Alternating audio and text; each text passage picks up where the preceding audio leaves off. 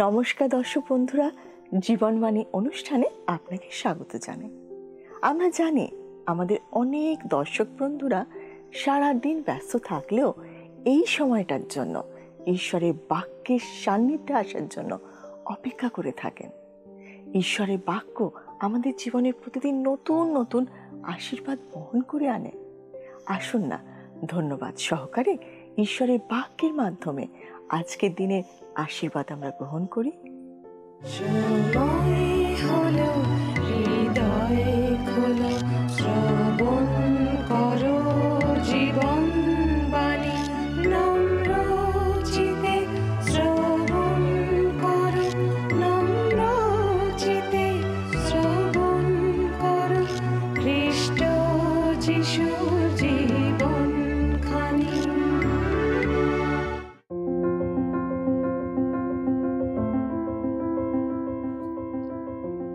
আজ প্রথমেই আমি আপনাকে একটা প্রশ্ন করতে চাই। দুঃখ, কষ্ট, যাতনা কি শুধুই দুঃখের? আমাদের গত অনুষ্ঠানে আমরা শুনেছি সাধু পৌল থিসলনিকীয় মণ্ডলীর উদ্দেশ্যে বলছিলেন খ্রিস্টের দ্বিতীয় আগমনের প্রত্যাশা এক সূচীকরণের প্রত্যাশা। খ্রিস্টের মণ্ডলী ঊর্ধ্ব আকাশে তার সাথে মিলিত হবে এবং যীশু খ্রিস্ট আসবেন তার নিজের লোকদের নিয়ে যাওয়ার জন্য। এই প্রত্যাশায় যদি আপনি স্থির থাকেন তবে আপনার দৈনন্দিন জীবনে তার প্রভাব পরিলক্ষিত হবে এবং আপনার জীবন পাল্টে যাবে।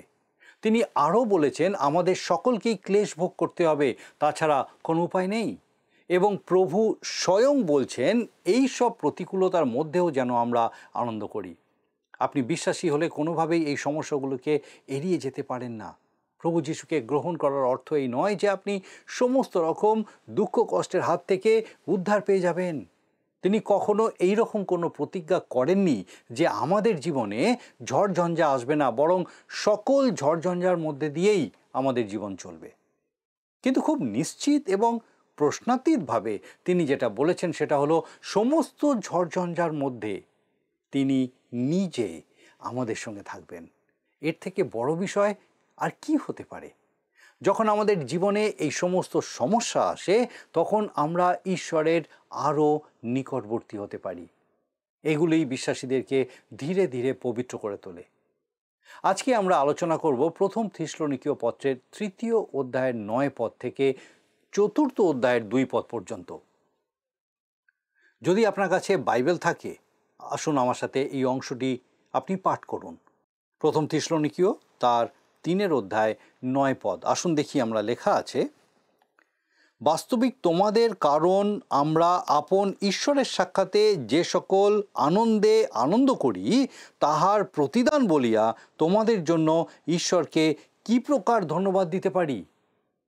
আমরা দেখেছি সাধু পৌল থিসলনিকিতে সুসমাচার প্রচার করছিলেন এবং অনেক তাড়না সহ্য করেছিলেন, এমনকি কাজ অসম্পূর্ণ রেখে তাকে সেখান থেকে চলে যেতে হয়েছিল। এই সমস্ত দুঃখ তিনি সহ্য করেছিলেন আর এখন বলছেন তিনি থিসলনিকীয় মণ্ডলীর জন্য আনন্দ করছেন। সাধারণত আমরা মনে করি জীবন মানে আনন্দ আর মৃত্যু মানে দুঃখ। যখন কাউকে কেউ আশীর্বাদ করেন তখন তারা বলেন সুখে শান্তিতে আনন্দে থাকো, কেউ বলে না তুমি দুঃখ কষ্টের মধ্যে থাকো। কিন্তু আমরা যদি গভীরভাবে চিন্তা করি তাহলে দেখব দুঃখ শুধু দুঃখের জন্যই নয়, দুঃখ আমাদের আনন্দ করার ক্ষমতাকে অনেক বাড়িয়ে দেয়।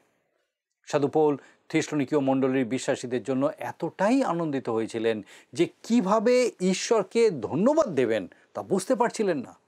তিনি থিসলনিকীয় মণ্ডলীর বিশ্বাসীদেরকে জানাতে চান কিভাবে আনন্দ করতে হয়। একজন খ্রিস্ট বিশ্বাসী হিসাবে এটা কত সুন্দর বিষয়, তাই নয় কি? 10 পদে দেখুন সাধু পৌল বলছেন, 10 পদ, আমরা যেন তোমাদের মুখ দেখিতে পাই এবং তোমাদের বিশ্বাসের ত্রুটি সকল পূর্ণ করিতে পারি, এই জন্য রাত দিন অতিশয় প্রার্থনা করিতেছি। এই অংশে আমরা দেখতে পাচ্ছি থিসলনিকীয় মণ্ডলীর বিশ্বাসীদের জন্য সাধু পৌল কতটা উদ্গ্রীব ছিলেন। তাদেরকে পুনরায় দেখার জন্য তার মন কতটা চঞ্চল হয়েছিল। তার একটাই কারণ ছিল, তিনি তাদেরকে ভালোবাসতেন এবং তাদের কাছে ঈশ্বরের বাক্য সঠিকভাবে শিক্ষা দিতে চেয়েছিলেন। আসুন দেখি 11 পদে তিনি কি বলছেন। 11 পদে, আর আমাদের ঈশ্বর ও পিতা আপনি এবং আমাদের প্রভু যীশু তোমাদের কাছে আমাদের পথ সুগম করুন। লক্ষ্য করে দেখুন, তিনি যেন থিসলুনিকেও যেতে পারেন, সেখানে যাওয়ার জন্য যেন তার সুযোগ হয়, সেই জন্য পিতা ঈশ্বরের কাছে এবং প্রভু যীশুর কাছে তিনি কতটা কাতর মিনতি করছেন। এখন আমরা 12 আর 13 পদটা আসুন একসাথে পাঠ করি। আর যেমন আমরাও তোমাদের প্রতি উপচিয়া পড়ি, তেমনি প্রভু তোমাদিওকে পরস্পরের ও সকলের প্রতি প্রেমে বর্ধিষ্ণু করুন ও উপচিয়া পড়িতে দিউন। এই রূপে আপনার সমস্ত পবিত্রগণ সহ আমাদের প্রভু যিশুর আগমনকালে যেন তিনি আমাদের ঈশ্বর ও পিতার সাক্ষাতে তোমাদের হৃদয় পবিত্রতায় অনিন্দনীয় রূপে সুস্থির করেন। এখানে বলা হয়েছে প্রেমে উপচে পড়ার কথা। উপচে পড়া মানে ছাপিয়ে যাওয়া, অতিরিক্ত হওয়া। মৌলিক যে গ্রিক শব্দ থেকে প্রেম কথাটা এখানে ব্যবহার করা হয়েছে, সেই শব্দটা হলো আগাপে, যার অর্থ নিঃস্বার্থভাবে ভালোবাসা। এই পত্রটার মধ্যে ভালোবাসাকে বারবার সক্রিয়তার মাধ্যমে প্রকাশ করা হয়েছে, যেমন প্রেমের পরিশ্রম। এটা শুধু একটা অনুভূতি নয়, কিন্তু এটা একটা কাজ যা অন্যের উপকার করে বা মঙ্গল করে। এই ভালোবাসা বা প্রেমের একটা উদ্দেশ্য আছে, শুধু প্রেমের মধ্যেই শেষ হয়ে যায় না। সাধু পৌল বলছেন যেন তিনি অর্থাৎ প্রভু যীশু তাদের হৃদয় পবিত্রতায় অনিন্দনীয় রূপে সুস্থির করেন। পরস্পরের প্রতি এই প্রেমের উদ্দেশ্যই হলো যেন তাদের মধ্যে একটা পবিত্রতার চরিত্র গড়ে ওঠে। মনে করুন খ্রিস্ট বিশ্বাসী হওয়ার জন্য আপনার বিচার হচ্ছে। এখন প্রশ্ন হলো, আপনাকে দোষী সাব্যস্ত করার জন্য কি যথেষ্ট প্রমাণ থাকবে? আমাদের সবাইকে একদিন ঈশ্বরের বিচার আসনের সামনে উপস্থিত হতে হবে। তিনি আমাদের প্রত্যেকটা কাজের বিচার করবেন। শুনে হয়তো আপনার ভয় লাগছে, তাই না? কিন্তু এটাও সত্যি যে তিনি বিশ্বাসীদের চরিত্র বিচার করবেন। তিনি সিদ্ধান্ত নেবেন আমাদের কাকে কি পুরস্কারে পুরস্কৃত করবেন। এখনো সময় আছে, ভেবে দেখুন আপনি কীরকম জীবনযাপন করছেন। আপনার মধ্যে কি সেই পবিত্রতার চরিত্র গড়ে উঠছে? সাধু পৌল আরও বলছেন প্রভু যীশু সমস্ত পবিত্রগণ সহ আসবেন। বাইবেল বিষয়ক পণ্ডিতদের বেশিরভাগই মনে করেন যে প্রভু যীশুর দ্বিতীয় আগমনকালে যখন তিনি এই জগতে তার রাজ্য স্থাপন করার জন্য আসবেন, সেই সময় পবিত্রগণ তার সাথে আসবে। অর্থাৎ যতক্ষণ না তিনি এই জগতে তার রাজ্য স্থাপন করবার জন্য আসছেন, ততক্ষণ পর্যন্ত কাউকে তিনি পুরস্কৃত করবেন না। আবার অনেকেই মনে করেন বিশ্বাসীরা তার আগেই খ্রিস্টের বিচার আসনের সম্মুখে উপস্থিত হবে। এটাই আমরা বিশ্বাস করি। তিনি তার মণ্ডলীকে এই জগৎ থেকে নিয়ে যাবেন এবং তারপর এই জগতে মহাক্লেশের সময় শুরু হবে। আর সেই মহাক্লেশের পর তিনি এই জগতে তার রাজত্ব স্থাপন করবেন। সুতরাং এখন প্রশ্ন জাগছে, বিশ্বাসীদের কখন তিনি ঈশ্বরের সামনে অনিন্দনীয় রূপে পবিত্র রূপে উপস্থিত করবেন? মণ্ডলীকে যখন তিনি নিয়ে যাবেন তখন, নাকি যখন তিনি এই জগতে তার রাজ্য স্থাপন করবেন তখন? এই প্রশ্নের উত্তর নির্ভর করছে সমস্ত পবিত্রগণ সহ আমাদের প্রভু যীশু খ্রিস্টের আগমনকালে। এই বাক্যাংশটির দ্বারা আপনি কি বুঝছেন তার উপরে। আগমন বা আবির্ভাব বলতে গ্রিক ভাষায় দুটো শব্দ ব্যবহার করা হয়েছে। প্রথমটা হলো এপিফানিয়া, যেখান থেকে এপিফানি শব্দটা আমরা পেয়েছি। পৃথিবীতে খ্রিস্টের প্রথম আবির্ভাবটি হলো এপিফানি। এই শব্দটার দ্বারা জ্বলজ্বল করা বা সহজে দৃশ্যমান হওয়া বোঝায়। কোনো কোনো জায়গায় আগমনের বদলে লেখা হয়েছে প্রকাশিত, যেমন তিতের প্রতি সাধু পৌলের পত্রের 2:11 পদে লেখা আছে, কেননা ঈশ্বরের অনুগ্রহ প্রকাশিত হইয়াছে, তাহার সমুদয় মনুষ্যের জন্য পরিত্রাণ আনয়ন করে। আজ থেকে প্রায় 2000 বছর আগে বেথলেহেম নগরে এক শিশুর বেশে প্রভু যীশু এসেছিলেন। এটা ছিল একটা বিশেষ ঘটনা, প্রভু যীশুর আবির্ভাব। এই শব্দটা তিনটি ক্ষেত্রেই প্রযোজ্য। প্রথমত প্রভু যীশুর প্রথম আবির্ভাব, দ্বিতীয়ত মণ্ডলীকে নিয়ে যাওয়ার জন্য প্রভু যীশুর দ্বিতীয় আগমন, এবং তৃতীয় এই জগতে রাজ্য স্থাপনের জন্য তার আগমন। দ্বিতীয় যে গ্রিক শব্দটা ব্যবহার করা হয়েছে তার অর্থ হলো প্রকাশিত হওয়া বা উন্মোচিত হওয়া। বাইবেলের শেষ বইটার নামই প্রকাশিত বাক্য। যখন তিনি বেথলেহেমে জন্ম নিয়েছিলেন তখন তার প্রকৃত মহিমা রক্তমাংস মানুষের মধ্যে আবৃত ছিল, তা প্রকাশিত হয়নি। তাই তার প্রথম আগমনকে প্রকাশিত বা উন্মোচিত বলা যায় না। এটা ছিল পুরাতন নিয়মের ঈশ্বরীয় তাম্বুর সে মহাপবিত্র স্থানের মতো, যেখানে ঈশ্বরের প্রতাপ বিরাজ করত এবং কেবলমাত্র মহাপুরোহিতের সেখানে প্রবেশাধিকার ছিল।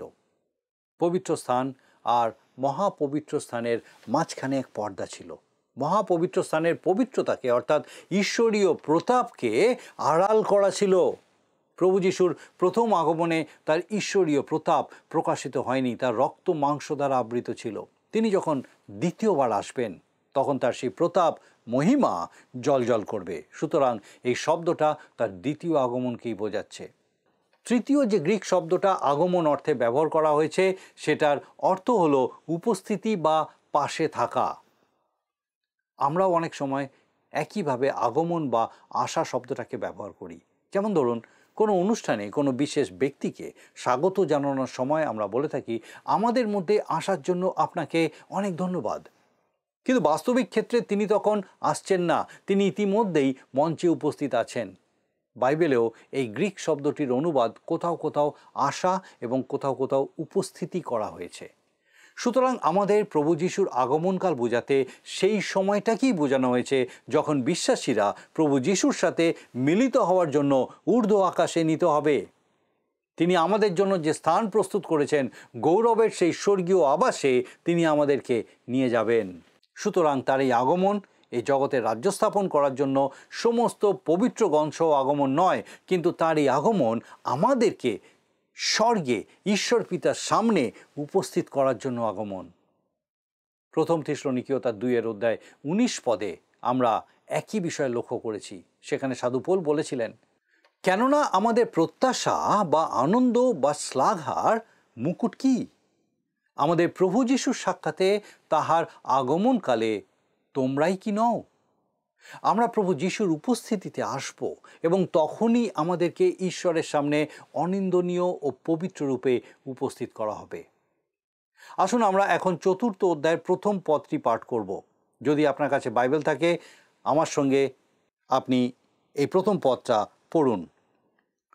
অতএব হে ভাতৃগণ, অবশেষে আমরা প্রভু যিশুতে তোমাদিগকে বিনয় করিতেছি, চেতনা দিয়া বলিতেছি, কিরূপে চলিয়া ঈশ্বরকে সন্তুষ্ট করিতে হয় এই বিষয়ে আমাদের কাছে যে শিক্ষা গ্রহণ করিয়াছ আর যেরূপ চলিতেছ তদনুসারে অধিক উপচিয়া পড়ো। পাঠের এই অংশটা আমাদেরকে বুঝিয়ে দেয় খ্রিস্ট বিশ্বাসী রূপে খ্রিস্টের দ্বিতীয় আগমনের প্রত্যাশার আলোকে আমাদের দৈনন্দিন জীবন কীরকম হওয়া উচিত। দুটো ছোট্ট শব্দের প্রতি লক্ষ্য করুন। কিরূপে চলিয়া, অর্থাৎ কেমনভাবে চললে বা কেমনভাবে জীবনযাপন করলে ঈশ্বর সন্তুষ্ট হন। খ্রিস্টের দ্বিতীয় আগমনের প্রত্যাশার এটাই হলো ব্যবহারিক দিক। আমরা প্রভুর সাথে ঊর্ধ্ব আকাশে মিলিত হওয়ার অপেক্ষায় আছি, কিন্তু বর্তমানে আমাদের পা এই পৃথিবীর মাটিতেই আছে, আর তাই আমাদেরকে এই মাটিতেই চলতে হবে। এখন প্রশ্ন হলো, আমাদের সেই চলা কীরকম হবে? সাধু পৌল খুব পরিষ্কার করে বলছেন, আমরা এমনভাবে চলবো যেন ঈশ্বর সন্তুষ্ট হন। তিনি স্পষ্ট করে বলছেন, আমাদের কাছে যে শিক্ষা গ্রহণ করেছো আর যে রূপ চলিতেছ তদনুসারে অধিক উপচিয়া পড়ো। এখন অধিক উপচিয়া পড়ো বলতে সহজভাবে আমরা বুঝি আমাদের আরও উন্নতি করতে হবে, তার জ্ঞান এবং অনুগ্রহে আমাদের আরও বৃদ্ধি পেতে হবে। বিশ্বাসীদের চলা অর্থাৎ তাদের জীবনযাত্রা খুবই গুরুত্বপূর্ণ একটা বিষয়। শাস্ত্রের বিভিন্ন অংশে এই বিষয়ে খুব জোর দেওয়া হয়েছে। এখানেও একইভাবে বিশ্বাসীদের জীবনযাত্রায় জোর দেওয়া হয়েছে। একজন বিশ্বাসী কখনোই নিজের ইচ্ছামতো নিজেকে খুশি করার জন্য জীবনযাপন করতে পারে না, কিন্তু প্রভু যীশু খ্রিস্টকে খুশি করার জন্যই সে জীবনযাপন করে। আসুন আমরা দ্বিতীয় পদটা আলোচনা করি। দ্বিতীয় পদ, সেখানে লেখা আছে, কেননা প্রভু যীশুর দ্বারা আমরা তোমাদিওকে কি কি আদেশ দিয়াছি তাহা তোমরা জানো। এখানে আমরা দেখতে পাচ্ছি থিসলনিকীয় মণ্ডলীর বিশ্বাসীদের কীরকমভাবে চলা উচিত সেই বিষয়ে সাধু পৌল তাদেরকে বেশ কিছু আদেশ দিয়েছিলেন। আপনি নিশ্চয়ই জানেন প্রভু যীশুও তার শিষ্যদিগকে বেশ কিছু আদেশ বা আজ্ঞা দিয়েছিলেন। তাদের মধ্যে অনেকগুলো নতুন আজ্ঞাও ছিল। আপনি আরও জানেন পুরাতন নিয়মে উল্লেখ আছে সাধু মসির মাধ্যমে ঈশ্বর ইসরায়েল জাতিকে 10টি প্রধান আজ্ঞা দিয়েছিলেন। আমি খুব স্পষ্ট করে বলতে চাই, পাপীর পরিত্রাণের ক্ষেত্রে সেই 10 আজ্ঞার বিশেষ কোনো ভূমিকা নেই, এমনকি সেগুলো খ্রিস্টীয় জীবনযাত্রার মানও নয়। একজন শিক্ষাগুরু যেরকম হাতে ধরে বাচ্চাদেরকে শেখায়, ঠিক তেমনই 10 আজ্ঞা আমাদেরকে হাতে ধরে খ্রিস্টের ক্রুশের কাছে নিয়ে আসে এবং বলে, দেখো বাছা, তোমার একজন ত্রাণকর্তার দরকার আছে। 10 আজ্ঞা যেন একটা দর্পণ বা আয়না, যা দেখিয়ে দেয় যে আমরা পাপী। আমাদেরকে পাপ থেকে উদ্ধার করার জন্য 10 আজ্ঞা দেওয়া হয়নি, কিন্তু সেগুলো দেওয়া হয়েছিল যেন তা আমাদেরকে দেখিয়ে দেয় আমরা পাপী এবং আমাদের একজন উদ্ধারকারীর দরকার। যাই হোক, বিশ্বাসীদের জন্য অনেক আদেশ আছে এবং সেগুলো যে আদর্শ খ্রিস্টীয় আচরণবিধি স্থির করে তা 10 আজ্ঞা অপেক্ষা আরও অনেক উন্নত মানের। পঞ্চম অধ্যায়ে বিশ্বাসীদের জন্য এইরকম 22টি আজ্ঞা বা আদেশের বিষয় আমরা দেখব। এখন প্রশ্ন জাগতেই পারে যে মানুষ যখন 10 আজ্ঞা পালন করতে পারছে না, তাহলে তার থেকে আরও বেশি বা কঠিন আজ্ঞা কিভাবে পালন করবে? বাইবেলে খুব পরিষ্কারভাবে বলা হয়েছে যে মানুষের পক্ষে 10 আজ্ঞা সম্পূর্ণভাবে মেনে চলা সম্ভব হয়নি। ইসরায়েল জাতি যে এই সমস্ত আজ্ঞা পালন করতে পারেনি, তাদের দ্বারা যে ব্যবস্থা লঙ্ঘিত হতো সেই বিষয়ে সিমন পিতর স্বীকার করেছিলেন। প্রেরিতদের কার্যবিবরণী 15 অধ্যায় 7 পদ এবং 10 ও 11 পদ পাঠ করলে আমরা বুঝতে পারি। আসুন পাঠ করি। 7 পদে সাধু পিতর বলছেন, হে ভাতৃগণ, তোমরা জানো ইহার অনেক দিন পূর্বে ঈশ্বর তোমাদের মধ্যে আমাকে মনোনীত করিয়াছিলেন, যেন আমার মুখে পরজাতীয়রা সুসমাচারের বাক্য শুনিয়া বিশ্বাস করে।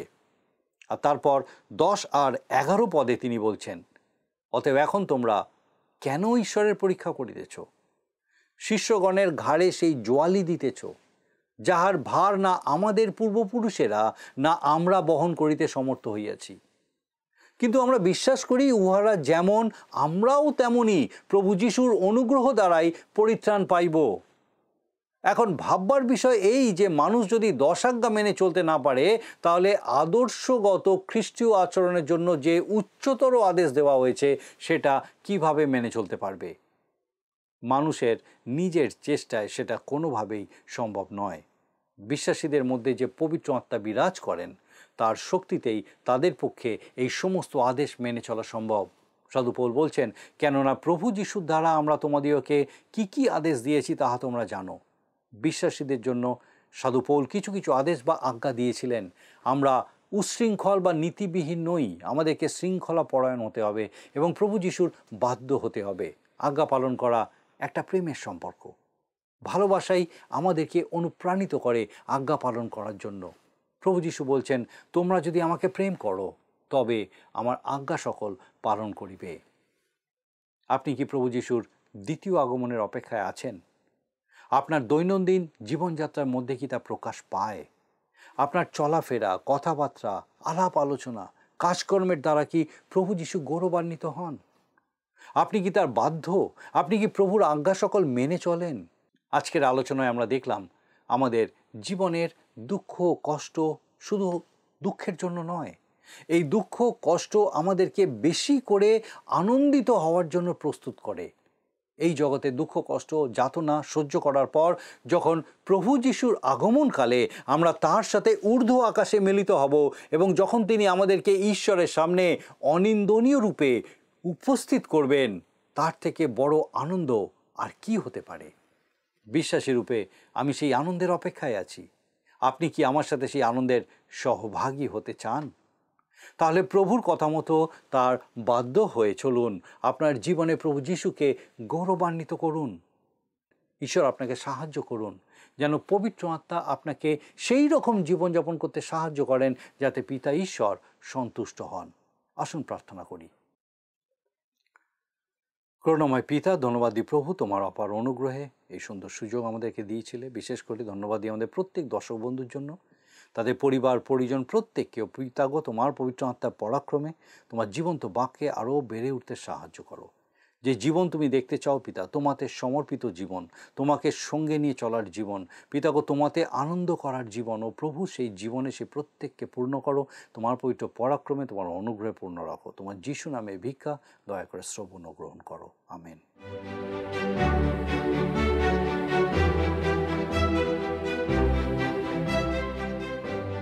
প্রিয় দর্শক বন্ধুরা, আমাদের এই ধারাবাহিক বাইবেল শিক্ষার অনুষ্ঠানটি শোনবার জন্য আপনাকে অশেষ অশেষ ধন্যবাদ। আপনি নিশ্চয়ই দিন প্রতিদিন ঈশ্বরের বাক্যে সমৃদ্ধ হচ্ছেন এবং আমি বিশ্বাস করি তা আপনার জীবনে কাজ করছে। আপনি একটু একটু করে ঈশ্বরের ইচ্ছা অনুসারে পরিবর্তিত হচ্ছেন। আমরা যা শুনছি তা মনে রাখার জন্য আমাদের প্রত্যেক দিন ঈশ্বরের বাক্য পাঠ করতে হবে। আশা করি আপনি তা নিশ্চয়ই করবেন। এখন আমরা আজকের দিনের প্রশ্নটা মন দিয়ে শুনে নিই। প্রিয় বন্ধু, আসুন আমরা আজকের প্রশ্ন উত্তরে আসি। গতকালের প্রশ্নের উত্তর অপশন এ, তিমোথীয়।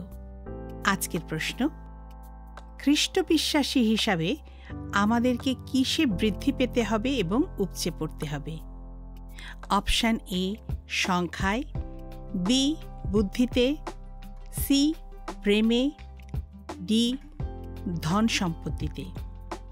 প্রিয় বন্ধু, এই প্রশ্নের উত্তর আগামীকাল সন্ধ্যা 6টার মধ্যে option A, B, C, D সহকারে আপনার নাম ও সম্পূর্ণ ঠিকানা সহ 9433497235 এই নম্বরে SMS বা লিখে পাঠাবেন।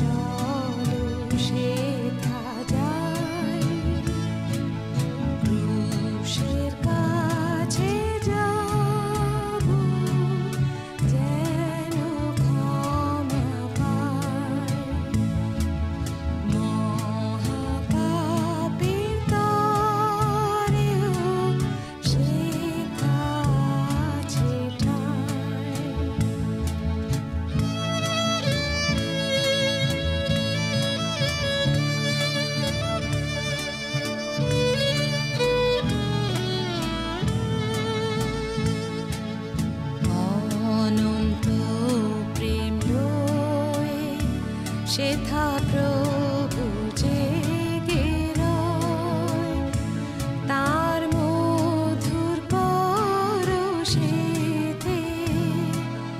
মরুবিতান হয়। অনন্ত প্রেম লয়ে সেথা প্রভু জেগে রয়, তার মধুর পরশেতে মরুবিতান হয়। তার ক্ষমার মাধুরীতে হবে জীবন ভরে নিতে, তার ক্ষমার